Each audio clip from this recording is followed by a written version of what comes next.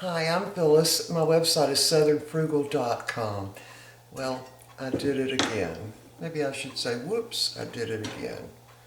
I bought another one of these skillets. Now, they were on sale at Walmart maybe the middle of December. They've got the metal handle here so it can go in the oven.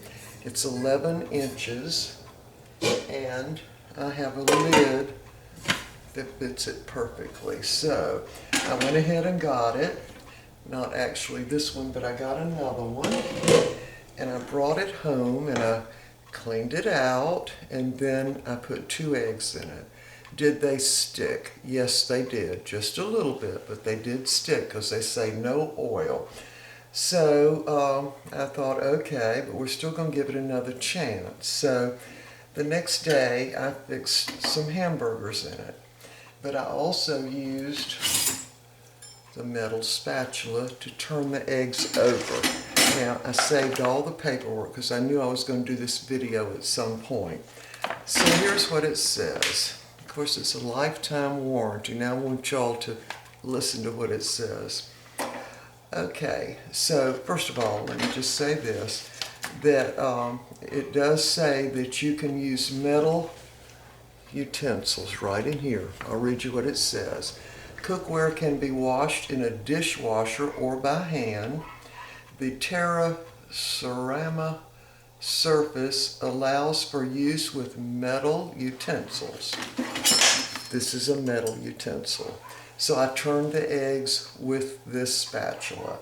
And so I thought, okay, they did stick a little bit, but we'll just still give it the benefit of the doubt. And so the next day I fixed hamburger in the same skillet. And the hamburger was low fat, I think 85% lean.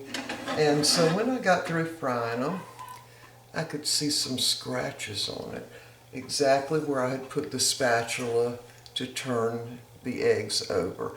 Now, how did I see that? Because some of the hamburger, of course, cooked off in the skillet, and it clung to those areas that were scratched. So I said, okay, this is going back. And because I got it at Walmart, I knew I would be able to get my money back, and they will send it back to the company, and the company has to give them their money back. So nothing really lost there. So anyway, I went ahead and took it back and got another one. But I wanted to read you this. Let me find it on the warranty. Okay, here it is. All right. So the cookware, in addition, the lifetime warranty expressly excludes incidental and consequential damage of any kind whatsoever. I promise you it says that. Whatsoever. In other words, there really is no warranty at all. And to send it back, if there's some kind of flaw in the workmanship, they will replace it. But of course, you have got to send them the $9.95, and you've got to insure it because they can't be responsible if it's lost in the mail and that kind of thing. So what's the bottom line here? What you see on TV isn't always correct. And so by getting it from Walmart, that way you know you can get your money back, and you'll also know that you can that they will send it back to the company. Of course, the company has to reimburse Walmart. Walmart does not stand behind this product. The company has to. Now, it says oven safe up to 500 degrees. Okay, that's real nice. But then over here on the other side, it says things like you need to cook at a low temperature. It does. There it is. It's all in black and white. So I decided to keep this one until it shows any sign of any kind of problem. Now, it's been over 30 days, so Walmart doesn't like to take things back after 30 days, but I do think I'm going to keep it. But you always have to use one of these type spatulas, and I would suggest that you not even use the wooden spatula. And also I would suggest that you never put it in the dishwasher. So there was nothing on any of the instructions about pre-seasoning it and all of that. It said zero about that. And so it really contradicted when it said the 500 degrees on the front of it, and then over in the small print it said to cook it on medium to low heat. So there you go. But anyway, we're still going to fix a meal in it. Now I've been using it a lot, and it does not have any scratch marks in it whatsoever, and it has never gone in the dishwasher, and it is still, stuff sticks if you don't put some kind of oil, or in my case I'm going to put a little butter in there. So we're going to fix a one skillet meal, sort of. I'm going to turn it on just regular medium and go ahead and put about a teaspoon of butter in there. So this is going to be just a quick meal. Let me move y'all a little closer. For me and Mr. Bucky. Now I've already got some hash browns that I cooked in the oven, and I just sliced up a small red potato with wedges about 1/4 of an inch thick, put a little, maybe a tablespoon of bacon grease in a cast iron skillet and put them in the oven. They cook for maybe 30 minutes at 350 to 400 degrees. All right. So what this is going to be is a little skillet entree using eggs, spinach, a little Monterey Jack cheese, and it's going to cook really fast. Well, compared to cooking a regular meal. Yeah. So I would suggest that anything you see on TV, that you wait until it gets in the Walmart stores. And that way you can try out things, and if you don't like them, take them back. You'll always get your money back as long as it's within 30 days. And again, we have never used any kind of metal in the pan, even though they say that that's what you can do. And they also say that the scratches and incidental things are not under warranty. So there you have it. All right, so we've got it on medium heat. I've got 4 large eggs, and I added about 4 tablespoons of water to this, and these are sort of at room temperature. So I'm going to dump those right in the skillet. Now, would this stick without the butter? Yes, it would. So we're going to make this really, really simple for our supper. And I wanted to mention something else too. We're going to put some tomato in this. This is the brand I use from Walmart in the wintertime. And the reason I do is because they do make a great slicing tomato, even though we're going to cube this one up. And I'm going to show you how I'm going to do that too in a minute. For you young cooks who always use a cutting board, there is a way to cut things up without cutting yourself and not messing up your cutting board. All right, I'm going to turn this up just a little bit, get those eggs so they're cooking, or getting just a little bit cooked. Yeah, so Mr. Bucky and I have been out shopping today, not for groceries, but for other things. And we were going to eat out.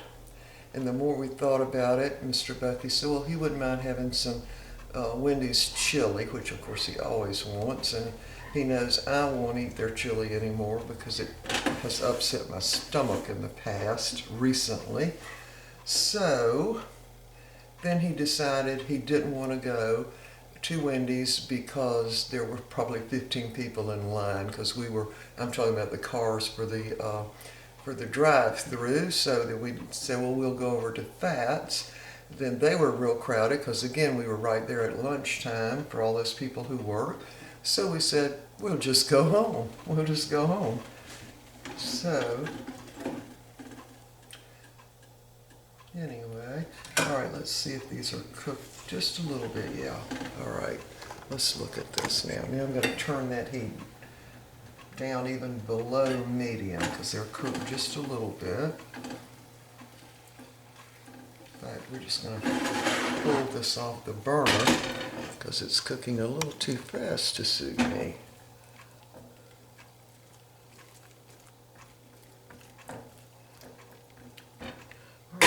So very quickly now, we're going to add 2 handfuls of baby spinach. And I do rewash this even though they say it's ready to use. And I also snip those long stems off of it. So we're just going to put that right on top of the eggs. And this spinach is actually going to steam on top of the eggs.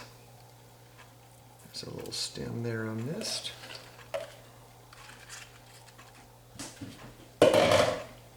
Alright, so now we're going to put the lid on it, put it back on the burner on really sort of medium, low, I would say, and let the spinach steam over the eggs. Now let me get that same little pot here. I'm going to show you how I slice a tomato when I don't want to mess up my cutting board. Now I've got a serrated knife like that, not one that's just all the little teeth, but it's also scalloped out. So we're going to cut it, and so you know where your hand is, and this is a serrated knife, so it's not cutting that fast. There's a little place on there we want to cut out.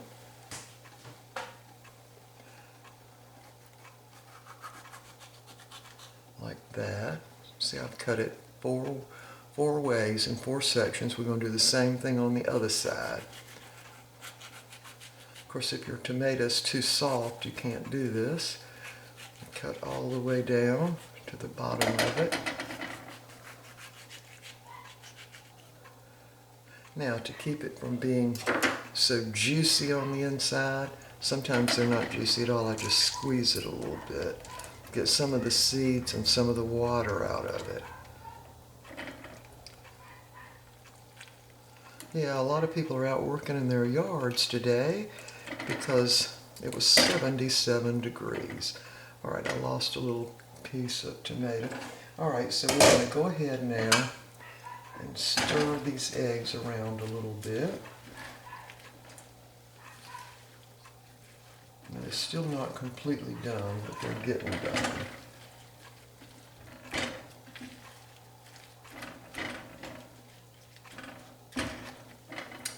And now we're going to slice this tomato right over top of the spinach by just holding that tomato, those little sections together like that. Now the other tomato I used the other day was a lot juicier than this one. If it's not real juicy, of course, not much moisture will come out of it. Now when you get to your hand, you can feel it. Yeah, my mother never owned a cutting board, and neither did my grandmother. They always cut up everything this way, including onions.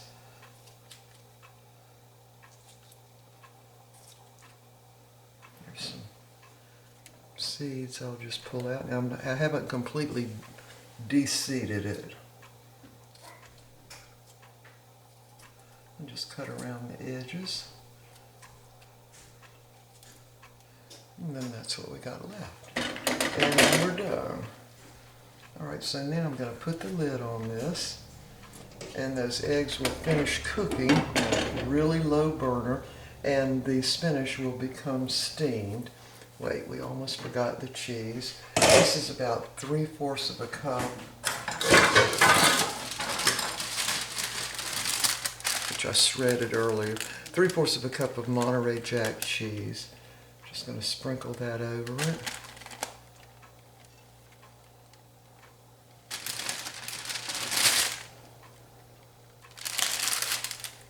And once everything's heated all the way through and that spinach has wilted down a little bit, we'll be ready to eat. I've got to fix the tea, and we're going to have some of the,